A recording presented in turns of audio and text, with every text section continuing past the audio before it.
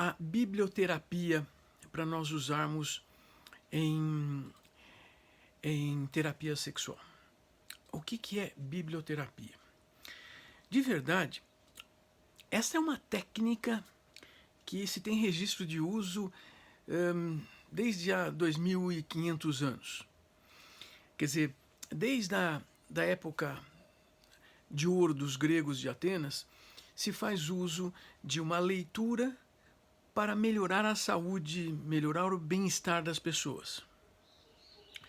Não, eu não estou propondo que nós, durante a sessão, façamos uma leitura e vamos ler para o paciente ouvir. Não, mas existem algumas coisas que alguma leitura pode trazer para o nosso paciente. Falo de questões sexuais. Uma das questões é compreender o que é esse tratamento. Uma boa parte das pessoas chega para uma psicoterapia e não entende muito bem o que é a terapia. Existem pessoas que chegam indicadas, referidas por um outro profissional de saúde, e ao não entender o que é a psicoterapia ou aquilo que seria a terapia sexual, além de fazer a ideia errada, ainda traz uma outra circunstância que pode ser negativa. Quero dar um exemplo para vocês. Aquele sujeito marcou consulta comigo, indicada por um urologista. Eu fui encontrá-lo na sala de espera, servi um cafezinho e indiquei o caminho para irmos para minha sala. Na porta da sala, indiquei para ele entrar primeiro. Por favor, entra. Ele parou na entrada da sala, ali naquele arco, assim, segurando e olhando e falando: e cadê a cama? Acho que ele tinha entendido errado. Pois é, falei para ele sentar, que nós tínhamos muito que conversar, primeiro para que ele entendesse o que nós iríamos fazer ali, o que era a psicoterapia. Então, essa é uma coisa importante para pensarmos. Como é que ajudamos um cliente, um paciente, a entender o que se pode fazer, o que se deve esperar no processo psicoterapêutico. Outra coisa importante é também o nosso cliente, o nosso paciente, entender o funcionamento fisiológico. Por quê?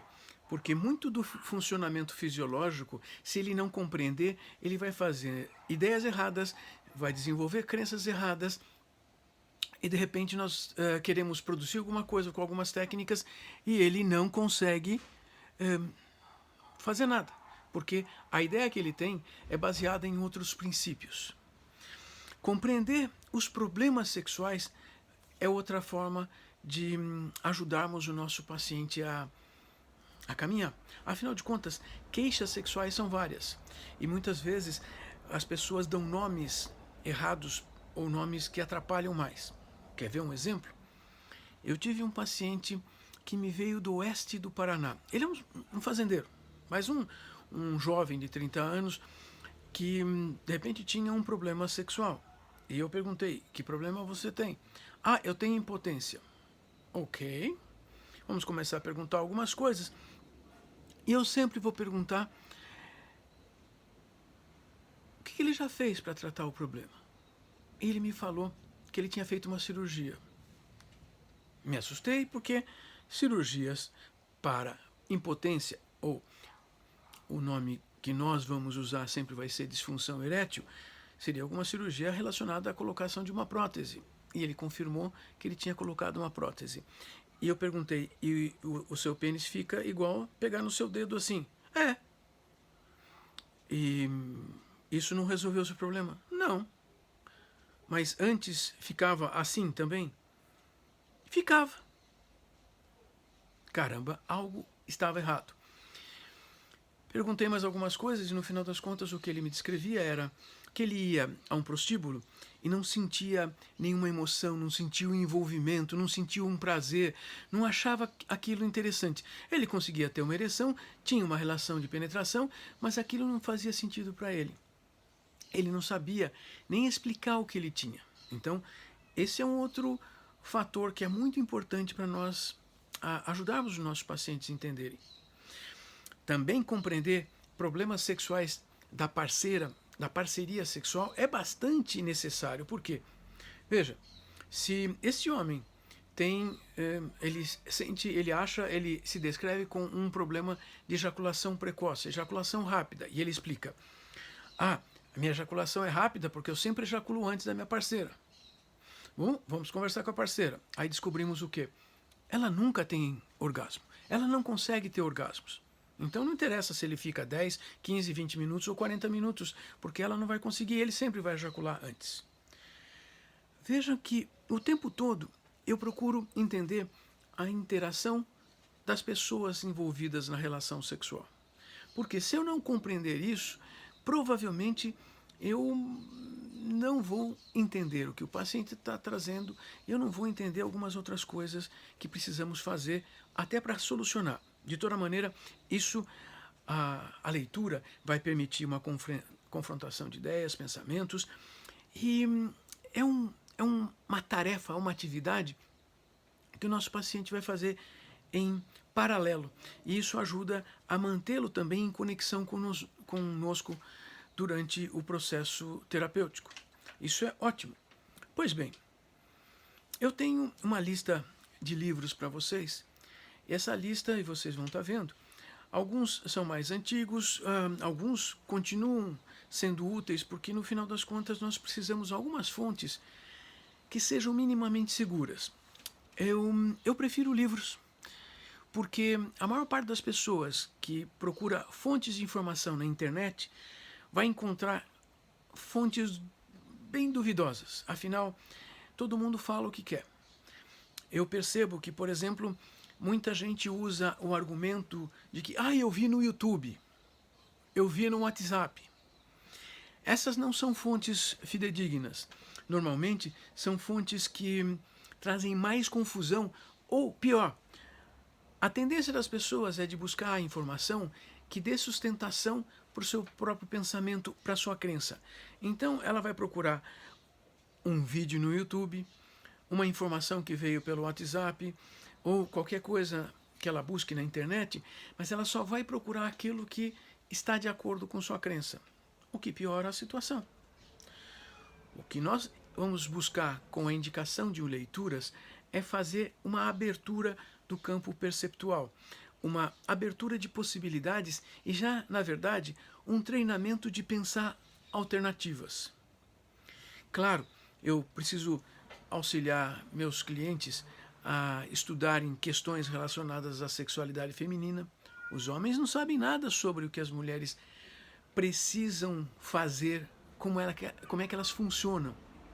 Então, preciso que eles compreendam, homens e mulheres, sobre o próprio corpo, sobre o funcionamento da mulher, sobre contracepção. Sim, vocês percebem que na nossa cultura a contracepção é como se fosse tarefa da mulher. Os homens também temos mecanismos de contracepção, afinal de contas, usar a camisinha ou fazer uma vasectomia é uma coisa masculina, mas basicamente paramos por aí na questão de alternativas. E para as mulheres tem se criado nos últimos 100 anos uma dúzia de possibilidades e com variações em cada desses itens. É importante sabermos? Bom, são alternativas que provavelmente precisemos usar. E, de novo, eu quero que ambos, no casal, possam fazer uso dessas indicações de leitura, porque ambos precisam conhecer, ambos precisam saber dessas informações. Lembro também que eu não estou apenas querendo informações, eu estou treinando essas pessoas a abrirem um leque de percepção para podermos desenvolver outras qualidades, inclusive enfrentar crenças, e crenças são complicadas, porque afinal de contas, contra uma crença não existe uma evidência. As pessoas não admitem algo, uma informação que venha contra uma crença pessoal. Pois é. Um dos livros que me interessa bastante indicar é um livro que já tem alguns anos, mas ele continua em divulgação, que é Mulheres que Gostam de Sexo, da Gina Ogden, da editora Record. Por quê? Essa é uma das coisas importantes para discutirmos com homens e mulheres em terapia sexual. Opa, as mulheres gostam de sexo. Como é que funciona isso? Então, guardem algumas dessas ideias. Precisamos achar informações e textos que, assim, nós precisamos ler os textos antes. Por isso, de toda maneira, para nós se torna um exercício continuado de buscarmos novas literaturas que sirvam para ajudar essas questões. Mas uma das indicações extremamente importante para pessoas, para mulheres com problemas sexuais, é um livro chamado Descobrindo o Prazer. Ele foi escrito por 3 terapeutas americanos, eles foram colegas de faculdade, e os 3 são muito conhecidos como terapeutas sexuais em sexualidade, não só nos Estados Unidos, como no mundo inteiro. Uma delas, a Julia Hyman, é a diretora do Instituto Kinsey na Universidade de Indiana, onde estão guardadas todas as informações e todos os materiais que o Alfred Kinsey recolheu para fazer aqueles 2 grandes relatórios. O relatório Kinsey da sexualidade masculina e o da sexualidade feminina. Então, é alguém que assim se dedica à pesquisa. Todos eles sempre se dedicaram à pesquisa. Descobrindo o prazer se torna uma forma de nós ajudarmos uma paciente mulher para, ao longo dos meses, ela também ter uma outra fonte que comece a discutir a possibilidade de ela exercitar, fazer alguns exercícios para que o corpo dela funcione sexualmente. Isso é extremamente útil e importante. Porém, veja, eu não quero que meus pacientes apenas leiam. A cada semana, eu quero conversar com eles sobre o que eles leram, o que eles tiraram de positivo e o que deixou cada um deles preocupado. Porque se eu observar essas 2 coisas, eu posso também dirigir como fazer uma observação melhor e útil dessa leitura. Claro que alguns desses livros, por exemplo, Descobrindo o Prazer, traz exercícios para aquela pessoa fazer. Eu quero conversar e discutir com o meu cliente se ele vai fazer, se ela vai fazer, se precisa fazer, se é bom fazer. É possível fazer o exercício? Vamos fazer ou vamos escolher alguma outra coisa. Então, eu vou como que seguir o que eles leem. Eu procuro propor o seguinte: que tal lermos, por exemplo, um pouquinho por dia? 10 páginas por dia seria excelente. Para quê? Para um pouquinho por dia colocarmos a nossa atenção nas questões sexuais. Um pouquinho por dia nós vamos observar as questões sexuais. Um pouquinho por dia, colocando a atenção, nós vamos treinar a nossa percepção, a nossa atenção a olhar as coisas positivas do sexo. Também se trata de um exercício à leitura. Veja, a maior parte das pessoas que trazem um problema sexual também chegam para a terapia pensando na parte ruim do sexo, pensando nos problemas sexuais. Por isso, eu quero indicar algumas coisas positivas.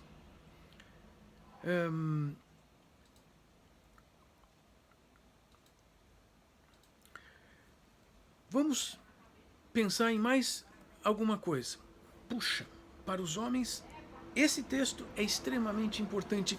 O que você ainda não sabe sobre a sexualidade masculina? Esse livro do Barry McCarthy também é um livro publicado em português já há algum tempo. Mas ele é especialmente importante por várias razões. Bom, ele traz informações, ele traz uma abertura perceptual sobre as coisas que possam acontecer. E nós precisamos disso. E nós vamos fazer isso.